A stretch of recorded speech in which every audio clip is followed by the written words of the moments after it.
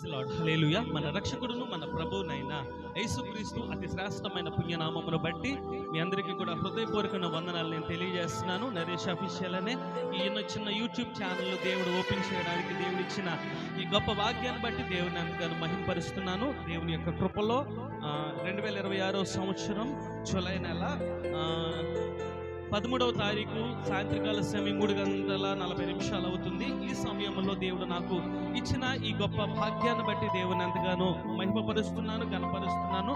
ఏ విధము చేతనైనను మరణము నుండి నన్ను తప్పించిన నా దేవునికి కృతజ్ఞతగా బ్రతకాలన్న ఒక్క నిరీక్షణ నన్ను జీవింపజేస్తుంది, నన్ను బ్రతికింపజేస్తుంది. ఎందుకంటే దేవుని వాక్యాన్ని పట్టుకోవడానికి, ఆ వాక్యాన్ని ప్రకటించడానికి, దేవుని యొక్క సువార్తను నేను చెప్పడానికి నాకు ఏ విధమైన యోగ్యత నాకు లేదు. కానీ ఆయన కేవలం కృపను అనుగ్రహించి ఆయన కుమారుడిగా నన్ను నిలబెట్టుకున్నందుకు దేవునికి మహిమ కలుగును గాక. సమస్త మహిమ ఘనత ప్రభావాలు దేవునికే చెల్లును గాక. దేవుని యొక్క వాక్యంలో అనేకమైన వాక్యాలు మనం వింటూ ఉన్నాం.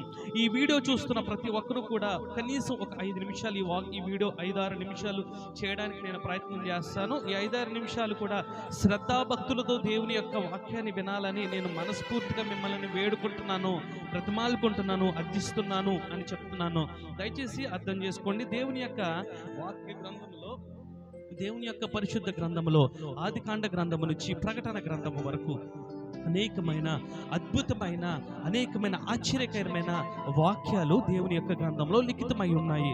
ఇదిగో ఈ వాక్యాలన్నిటినీ కూడా దేవాది దేవుడు మనకు ఎందుకు అనుగ్రహించారంటే, మనము దేవుని యొక్క కుమారులుగా కుమార్తెలుగా మార్చబడి, ఆనాడు దేవునికి సాతానికి మధ్య జరిగిన సంఘర్షణలో సాతాను ఏదైతే నీ బిడ్డలందరినీ నీకు విరోధముగా మార్చి వారందరినీ పాపపు కోపంలో పడవేసి వారందరినీ నీకు దూరం చేసి నిత్య నరకాగ్ని గుండంలోనికి నాతో పాటు తీసుకుని పోతాను అని సాతానుగాడు దేవునితో చేసిన శపథాన్ని దేవుడు గుర్తు చేసుకుని అనాది సంకల్పము చొప్పున ఆయన ఎన్నడూ కూడా నిన్ను నన్ను విడిచిపెట్టకుండా ప్రతి ఒక్కరి కొరకై ఆయన నరుడుగా భూమి మీదకి వచ్చి తన రక్తాన్ని చిందించి ఆయన సిలువలో మరణించి మనందరి కొరకు తన ప్రాణమును పెట్టిన దేవాతి దేవుడు ఆయనే నేను ప్రకటిస్తున్న నజరేయుడైన యేసుక్రీస్తు ప్రభుల వారు.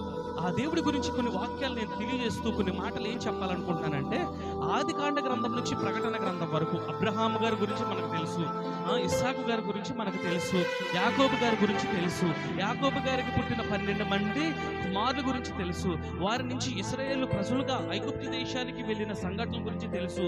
ఐగుప్తు దేశంలో వాళ్ళు 400 సంవత్సరాల పైమాటగా వాళ్ళు ఐగుప్తులకి బానిసలుగా మారిపోయిన సందర్భాలు తెలుసు. మోషేను తీసుకుని మోషేని ఒక ప్రవక్తగా మార్చుకుని ఇశ్రాయేల్ అందరినీ కూడా బానిసత్వంలో నుంచి విడిపించి వారిని కానాను దేశమునకు నడిపించడానికి యెహోవా దేవుడు ఎంతగానో వారిని ప్రేమించాడు. వారు మోషే చనిపోయిన తర్వాత యెహోషువను యాజకుడిగా ఏర్పాటు చేసుకుని, యెహోషువని ఒక నాయకుడిగా ఏర్పాటు చేసుకుని, యెహోషువను ఇశ్రాయేలులందరినీ కూడా దేవుని యొక్క రాజ్యమునకు సముఖములుగా ప్రజలుగా ఏర్పాటు చేసుకుని వారందరికీ వారి విధానాలను బట్టి 12 గోత్రికులకి కూడా 12 రకాల స్వాస్యాలను వారికి అనుగ్రహించి లేవి గోత్రాన్ని ప్రత్యేకముగా ఏర్పాటు చేసుకుని వారు దేవుని యొక్క మందిరంలో సేవ చేయాలని, దేవుని యొక్క మందసానికి వారు దేవుని యొక్క బలిని అర్పించాలని, అనేకమైన ప్రజలందరి నిమిత్తమై, ఇశ్రాయేలు నిమిత్తమై, లోక సమస్తమైన మానవాళ్ళందరి నిమిత్తమై దేవునికి యాజకులుగా ప్రవక్తలుగా వారందరూ ఉండాలని దేవాది దేవుడు వాళ్ళని ఏర్పాటు చేసుకున్నాడు. కాలక్రమేణా అనేక మంది సంవత్సరాలు గతిస్తూ పాత నిబంధన కాలము జరుగుతున్న సందర్భాల్లో కొత్త నిబంధన కాలంలో యెహోవా యేసుక్రీస్తు ప్రభుల వారు నరుడుగా భూమి మీదకి ఆయన వచ్చారు. ఆయన అతి పేదరికంలో ఆయన జన్మించాడు. ఆయన మన కొరకు 33.5 సంవత్సరాలు బ్రతికాడు.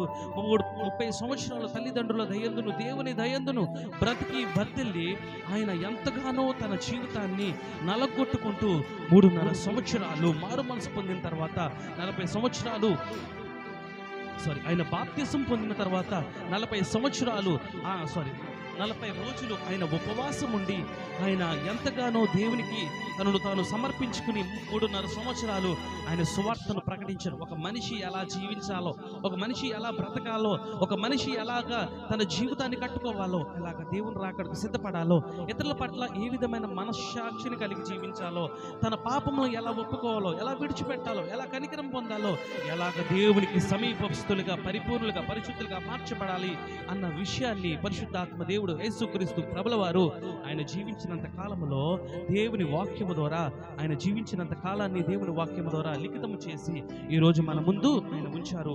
ఈ వాక్యము చదివిన మనందరము కూడా సంపూర్ణ పరిశుద్ధులగుటయే దేవుని చిత్తమై ఉన్నది. సంపూర్ణ పరిపూర్ణమైన పరిశుద్ధులగుటయే దేవుని చిత్తమై ఉన్నది. ఈరోజు ఈ ఉపోద్ఘాతమంతా నేను ఎందుకు చెప్పానంటే, ఇదిగో కొన్ని సంవత్సరాలు గతించిన తర్వాత, మన జీవితంలో కొన్ని సంవత్సరాలు గతించిన తర్వాత, ఇదిగో కొంతకాలము తర్వాత దేవుని యొక్క రాకడ అది సమీపముగా ఉన్నది. ఇప్పుడు 2026వ సంవత్సరంలో మనం ఉన్నాం. ఆయన రాకడెప్పుడో మనకు తెలియదు, ఆయన పోకడెప్పుడో ఇప్పుడు తెలియదు. ఈ కొన్ని నిమిషాలు ఇక్కడ నుండి చాలా శ్రద్ధగా వినాలని నేను మనవి చేస్తున్నాను. ఇప్పుడు కొంతకాలము గతించిన తర్వాత ఏం జరుగుతుందంటే, దేశం మీదకి దేశము, రాజ్యం మీదకి రాజ్యము యుద్ధాలను ప్రకటించుకునే పరిస్థితుల్లోనికి వస్తాయి. ఈ యుద్ధాలను ప్రకటించుకునే పరిస్థితుల్లోనికి ఈ ప్రపంచము వచ్చినప్పుడు, ఈ ప్రపంచమంతటినీ కూడా ఒక నియంత పరిపాలన చేయడానికి రోమా సామ్రాజ్యంలోంచి, ఇశ్రాయేలు జనాంగంలోంచి ఒక వ్యక్తి బయటకు వస్తాడు. అతడు క్రీస్తు విరోధి. అతను వచ్చి ఈ ప్రపంచంలో ఉన్న పెద్దలందరితో ఏమని మాట్లాడతాడంటే, మీరు యుద్ధాలు చేసుకోకండి, మీరు దేశాలను పాడు చేసుకోకండి, ప్రజలను నాశనం చేయొద్దు. ఇదిగో మనందరము సమాధానం కలిగి ఉందాము, మనందరము ఏకరాజ్యముగా ఉందాము, ఒకే కరెన్సీని పెట్టుకుందాము, దేశాలుగా విభజింపబడి పరిపాలిస్తున్న మీ అందరూ కూడా నాకు ఒక అవకాశాన్ని కనుక మీరు నాకు అనుగ్రహిస్తే గనక నేను ఏకరాజుగా నేనుండి మీ అందరినీ గురించి కూడా నేను ప్రయాసపడతాను. నేను ఒక మంచి రాజ్యాన్ని పరిపాలనగా నేను చేస్తాను.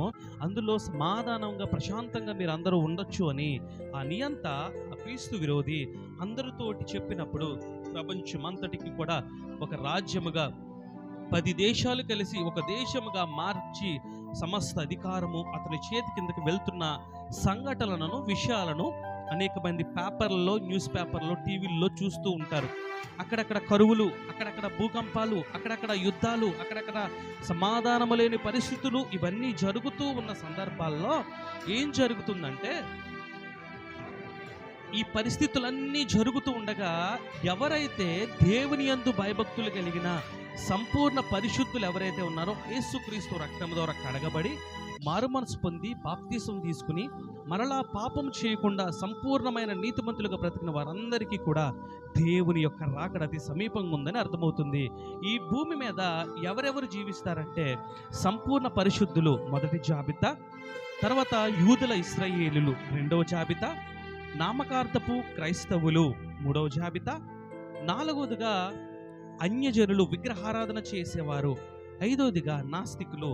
వీరందరూ కలిసి ఒక భూమి మీద వీళ్ళందరూ కూడా ఒక ప్రపంచమంతట్లో కూడా ఇప్పుడు భూమి మీద జీవిస్తున్న మనుషుల్లో 5 రకాలుగా మనము చెప్పుకోవచ్చు.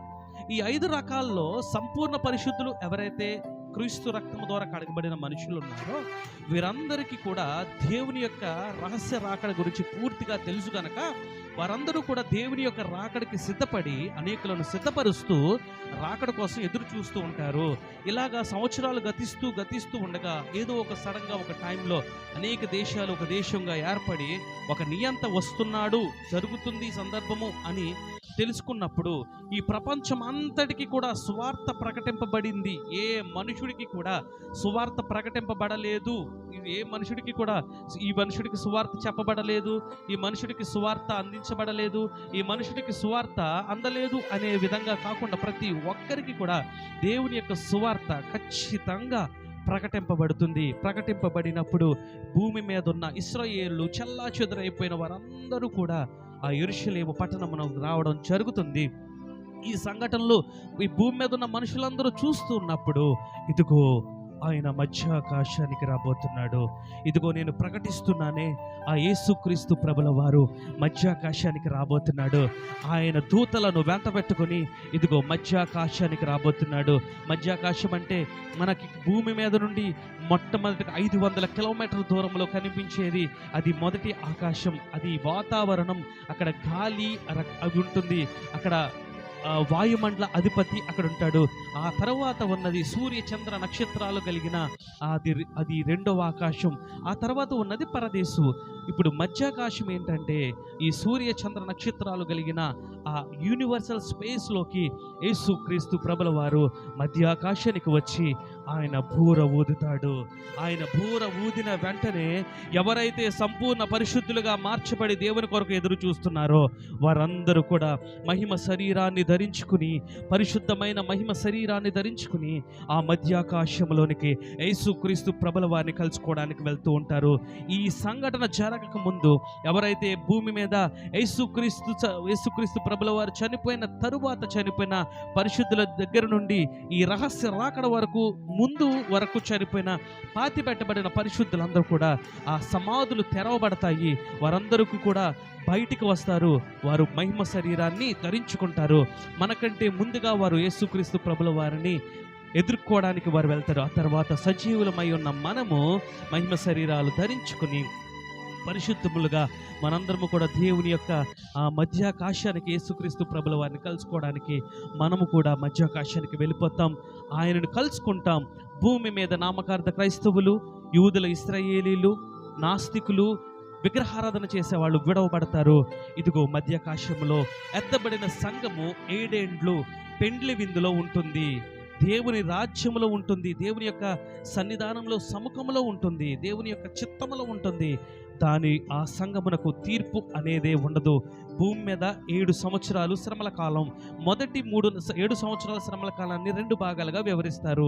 మొదటి 3.5 సంవత్సరాలు శ్రమలు, రెండవ 3.5 సంవత్సరాల కాలంలో మహాశ్రమలుగా దేవుని వాక్యంలో సూటిగా తెలియజేయబడి ఉంది అని చెప్తున్నాను. దయచేసి గమనించండి. 7 ఏండ్లు సంపూర్ణ పరిశుద్ధులు పరలోక మధ్యాకాశంలో యేసుక్రీస్తు ప్రభుల వారిని కలుసుకున్నప్పుడు వాళ్ళకి బహుమతుల ప్రధానోత్సవం జరుగుతుంది. యేసుక్రీస్తు ప్రభుల వారితో వారు పెండ్లి విందులో ఉంటారు, దేవునితో సంతోషంగా ఆనందంగా ఉంటారు. విడవబడిన వారు భూమి మీద 7 సంవత్సరాలు శ్రమల కాలం. మొదటి 3.5 సంవత్సరాలు సాతానుగాడు వడనుచరులు 666 ముద్ర వేయించుకోమని అందరినీ ఫోర్స్ చేస్తూ ఉంటారు. అనేక మంది వేసుకుంటారు. కానీ ఎవరైతే దేవుని తెలుసుకుని వాళ్ళు కొన్ని పాపములో ఉండిపోయి విడిచిపెట్టబడిన వారు ఎవరైతే ఉన్నారో వారందరికీ ఒక్కొక్క అవకాశం ఇవ్వబడుతుంది.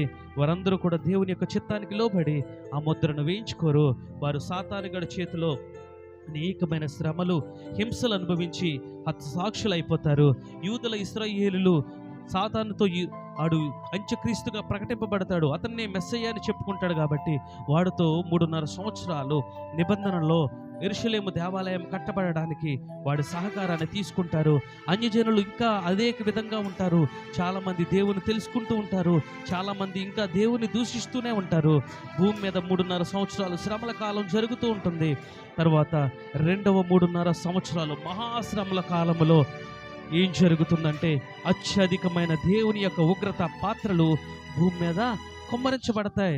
యూదుల ఇశ్రాయేలులు తెలుసుకుంటారు, ఇతను మెస్సయ్య కాదు, ఇతను క్రీస్తు విరోధి, ఇతను మెస్సయ్య కాదు. ఇదిగో మేము సిలువ వేశామే, ఆయనే నిజమైన మెస్సయ్య, ఆయన కృపను మేము పొందుకోలేకపోయామని వారు పశ్చాత్తాపముతో కన్నీరు కార్చి ప్రార్థించి రక్షణ కొరకు ఏడ్చుతూ అనేక మంది హతసాక్షులు అయిపోతున్నప్పుడు వారందరికీ యేసుక్రీస్తు ప్రభుల వారు వారందరికీ కూడా రక్షణను అనుగ్రహిస్తారు.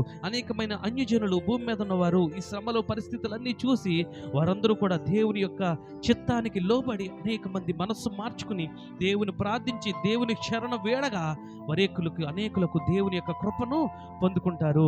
ఆ భూమి మీద మొదటి 3.5 సంవత్సరాల్లో వీరందరికీ కూడా ఆ ఆకాశం నుండి వచ్చిన 2 మనుషులు, ఒకరు ఏలియా, 2 హానోకు, వీళ్ళిద్దరూ కూడా దేవుని యొక్క సువార్తను ప్రకటిస్తారు.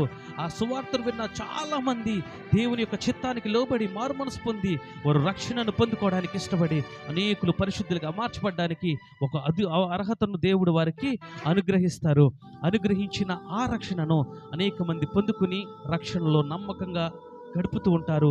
భూమి మీద 7.5 సంవత్సరాలు మొత్తం 7 సంవత్సరాలు శ్రమలు ముగించిన తర్వాత ఆ సంఘాన్ని వెంటబెట్టుకుని యేసుక్రీస్తు ప్రభుల వారు భూమి మీదకి వస్తారు. జకరియా గ్రంథం 14వ అధ్యాయం 4వ వచనంలో ఉంటుంది, ఎలాగైతే ఆయన చనిపోయి ఒలీవల కొండ దగ్గర ఎలాగైతే ఆయన ఆరోహణమైపోయాడో, ఎలాగైతే పరలోకంలో ఉన్న దేవుని సన్నిధికి చేరుకున్నాడో, అలాగే సంఘమును, సంఘ బిడ్డలను అందరినీ దేవుని యొక్క దేవదూతలను తీసుకుని ఈ భూమి మీదకి ఆయన అడుగు పెడతాడు. అడుగు పెట్టిన తర్వాత హర్మగెద్దోన్ అనే ఒక యుద్ధము క్రీస్తు విరోధులకు, అక్రూర మృగమునకు ఆ యుద్ధము జరుగుతుంది. ఆ యుద్ధములో క్రీస్తు విరోధి, ఆ క్రూర మృగము, దేవునికి విరోధముగా తిరిగిన అనేకమైన మనుషులందరినీ కూడా యేసుక్రీస్తు ప్రభుల వారు తన ఊపిరి చేత వారందరినీ కూడా నాశనం చేసి, వారందరినీ కూడా ముక్కలు ముక్కలుగా వారిని నాశనం చేసినప్పుడు, ఇదిగో ఈ ప్రపంచంలో ఒక విమానమంత సైజులో ఉన్నటువంటి పక్షులు భూమి మీదకి వచ్చి కడుపారా అక్కడున్న ప్రజల మాంసమనంతటిని తిని అవి ఎగిరిపోతాయి. 1000 ఏండ్లు సాతానుగాన్ని పట్టుకుని కట్టిక చీకటి బిలములో యేసుక్రీస్తు ప్రభుల వారు వాడిని బంధిస్తారు. భూమి మీద సంపూర్ణ పరిశుద్ధులు, దేవుని దేవదూతలు, యూదుల ఇశ్రాయేలులు, అనేకమైన అన్యజనులు దేవుని యొక్క శ్రమలలో, ఆ శ్రమల కాలంలో దేవుని తెలుసుకుని రక్షింపబడిన ప్రజలందరూ కూడా ఆ దేవునితో పాటు ఈ భూమి మీద 1000 ఏండ్ల పరిపాలనలో, హల్లెలూయా, 1000 ఏండ్ల పరిపాలనలో వారు కూడా దేవునితో పాటు జీవిస్తారు, మనతో పాటు జీవిస్తారు. మనందరము కూడా అది ఏదెను తోటలో యెహోవా దేవుడు ఉన్నప్పుడు ఆదాము అవ్వ ఎలాగైతే వారి జీవితాలను కొనసాగించారో, జీవించారో, పోషింపబడ్డారో, అలాగ 1000 ఏండ్ల పరిపాలనలో యేసుక్రీస్తు ప్రభుల వారితో 12 మంది ఆ గోత్రికులందరూ కూడా పరిపాలిస్తుండగా మనందరము కలిసి దేవునితో పాటు ఈ భూమి మీద సహవాసం చేయబోతున్నాం. 1000 సంవత్సరాలు పూర్తయిన తర్వాత సాతానుగాడు విడిపించబడతాడు.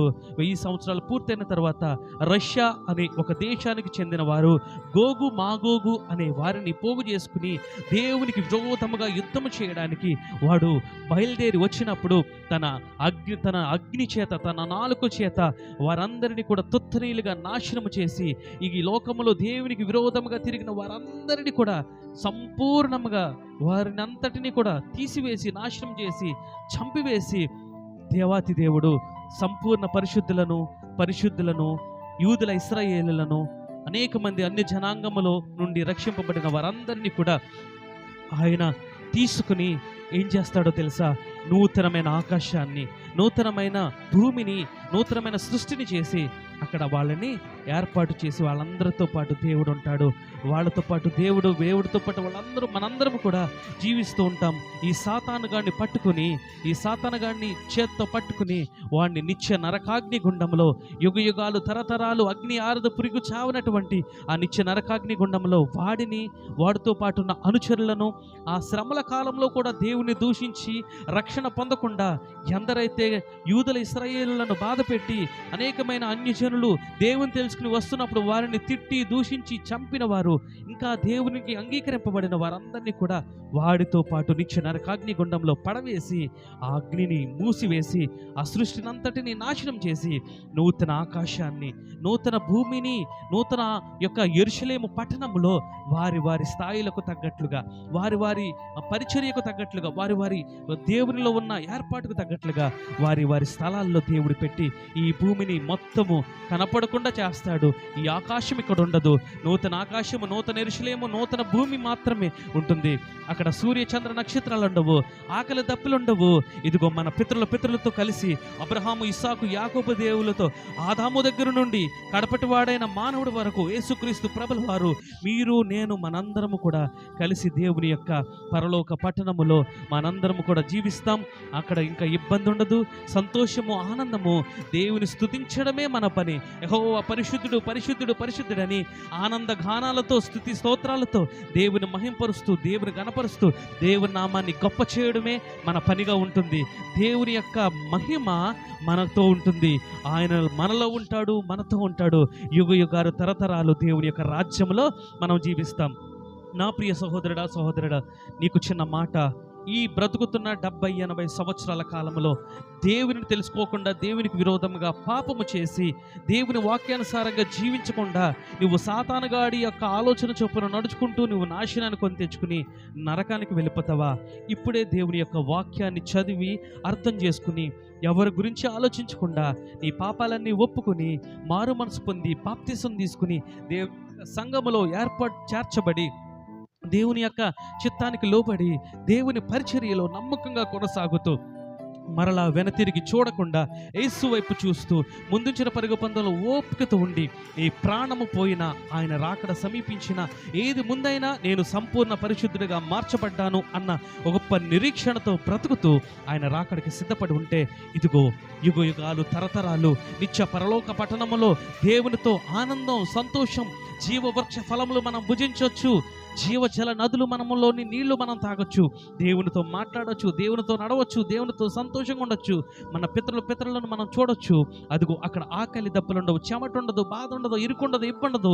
యుగ యుగాలు తరతరాలు ఆ సాతానుగాడు అగ్నిలో కాలుతూ ఎంత బాధపడతాడో, రక్షింపబడిన మనము పరిశుద్ధులుగా మార్చబడిన మనము దేవుని యొక్క పరలోక పట్టణములో సంపూర్ణమైన సంతోషముతో ఆనందముతో ఐశ్వర్య మహిమ ఘనత ప్రభావములతో పాలు తేనెలు ప్రవహించు ఆ దేశంలో బంగారపు రాజు వీధుల్లో దేవుని యొక్క సన్నిధిలో నీవు నేను మనందరము కూడా జీవించేటట్లుగా దేవుడు కృపను అనుగ్రహిస్తున్నాడు.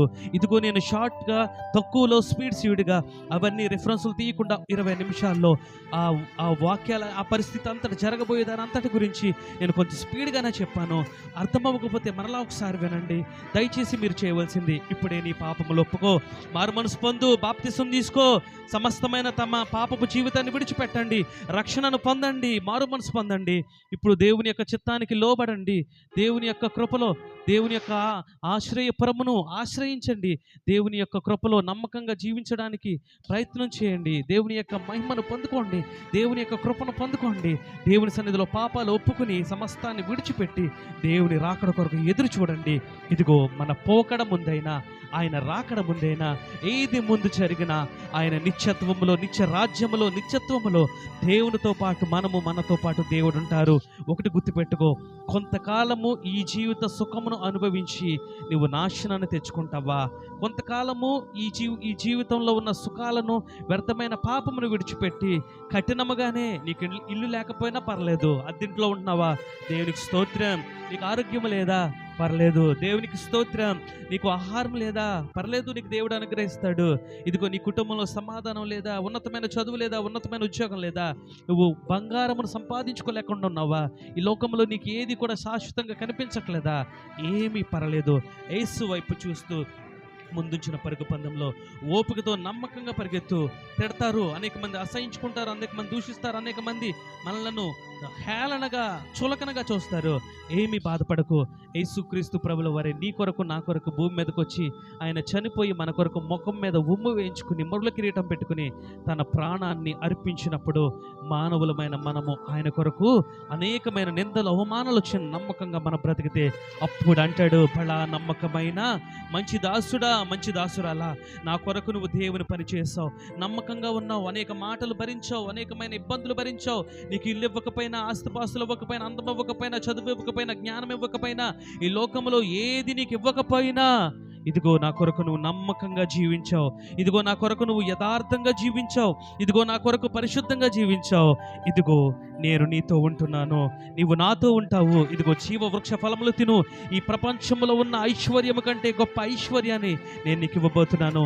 ఇదిగో జీవ కిరీటము, ఇదిగో మహిమ కిరీటము, ఇదిగో గొప్ప కిరీటం అని నీ తల మీద కిరీటం పెట్టి ఆయన సింహాసనం పక్కన నిన్ను కూర్చుండే పెట్టుకున్నప్పుడు నీకు కలిగే ఆనందము ఈ లోకంలో ఎంత సంపాదించిన దొరకని గొప్ప ఆనందము ఆ రోజు చూస్తారు. అబ్రహాము ఇదిగో పునాదులు గల పట్టణము కొరకు ఎలాగైతే ఎదురు చూశాడో, అబ్రహాము దేవునికి శిల్పియు నిర్మాణకుడై ఉన్నాడో, ఆ పునాదులు గల పట్టణం కోసం ఎలాగైతే ఎదురు చూశాడో మనము కొరకు మనము కూడా అలాగే ఎదురు చూద్దాం, రక్షణలో నమ్మకంగా ఉందాం. ఇదిగో ఆయన రహస్య రాకడలో ఎత్తబడే వారంగా మనం ఉండాలి. మధ్యాకాశంలో ఆయన కలుసుకోవాలి. నామకార్థ క్రైస్తవులుగా ఉంటే భూమి మీద శ్రమలు అనుభవించి హతసాక్షులు అవ్వాలి.